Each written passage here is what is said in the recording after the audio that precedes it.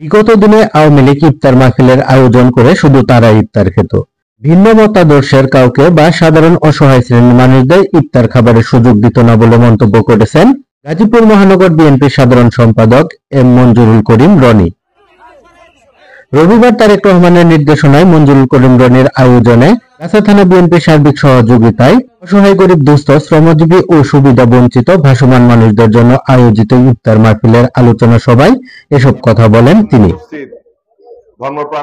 গাছা metro থানা বিএনপির সভাপতি মনিরুল ইসলাম বাবুলের সভাপতিত্বে উক্ত সভায় বক্তব্য রাখেন গাছা থানা বিএনপির সিনিয়র যুগ্ম সম্পাদক আব্দুল জব্বার সরকার, থানা বিএনপির সহসভাপতি আবুল হাশেম, গাছা থানা বিএনপির সাংগঠনিক সম্পাদক জাহাঙ্গীর হাজারী সহ অন্যান্য নেতৃবৃন্দ।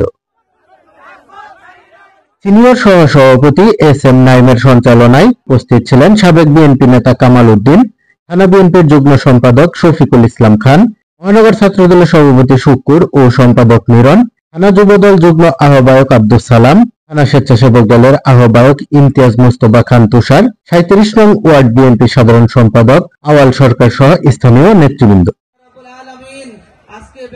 এ সময় থানা উলামা দলের আহ্বায়ক মোহাম্মদ আব্দুল মুমিনের পরিচালনায় বেগম খালেদা জিয়ার সুস্থতা ও দেশের মঙ্গল কামনায় বিশেষ মোনাজাত করা হয়। আমাদের প্রিয় নেতা ভারপ্রাপ্ত চেয়ারম্যান তারেক রহমান সাহেব, উনি আমাদেরকে নির্দেশ দিয়েছেন যে আড়ম্বরহীনভাবে আমাদের নেতা কর্মীরা যেন দলমত নির্বিশেষে সাধারণ মানুষের সাথে ইফতারের আয়োজন করে। আমাদের যে চিরাচরিত রাজনৈতিক ইফতার হইতো আপনারা দেখতেন, এই গত 16 বছর আওয়ামী লীগ সরকার কি করছে, তারা যে ইফতার পার্টি করছে তারা নিজেরাই খাইছে। তারা আমাদের অন্য কোন দলকে, আমরাও বিএনপির যারা নেতাকর্মীরা ছিলাম, আমরা ইফতারের আয়োজন করতে পারি নাই, আমরা কোন সামাজিক অনুষ্ঠানে যাইতে পারি নাই, কারণ আমাদেরকে মামলা হামলা এবং নির্যাতন করে এইসব থেকে দূরে রাখা হয়েছে। এখন এই 5ই আগস্ট পরবর্তী সময়ে আপনারা দেখেন সারা বাংলাদেশে কত ইফতার মাহফিলের আয়োজন হচ্ছে।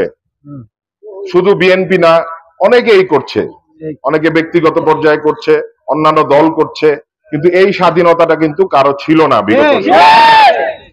তো আজকে মহান রাব্বুল আলামিনের ইচ্ছায় আমরা এখানে একত্রিত হইতে পারছি এবং এই যে এই জালেম মুক্ত বাংলাদেশে আমরা সবাই একত্রে বসে ইফতার করতে পারছি এবং বিভিন্ন সামাজিক অনুষ্ঠানে অংশগ্রহণ করতে পারছি।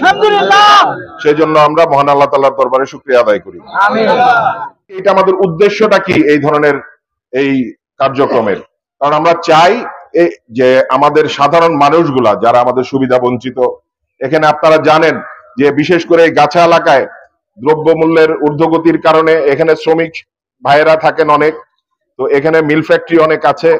আমাদের এই পুরা গাজীপুরটাই শিল্পাঞ্চল, এখানে শ্রমিক ভাইয়েরা আছেন, অসহায় ভাসমান মানুষরা আছেন, আমাদের রিক্সা চালক ভাইয়েরা আছেন, তারা যেন একবেলা ইফতারটা করতে পারেন রোজা রাখার পরে। তো সেই আয়োজনটা আমরা আমাদের ক্ষুদ্র চেষ্টা থেকে করার চেষ্টা করেছি আমাদের প্রিয় নেতা তারেক রহমানের নির্দেশে, এবং ইনশাল্লাহ আগামীতে আমরা আরো বড় পরিসরে কিভাবে এই আয়োজনটা করা যায় সেই ব্যবস্থা ইনশাল্লাহ আমরা চিন্তা করব।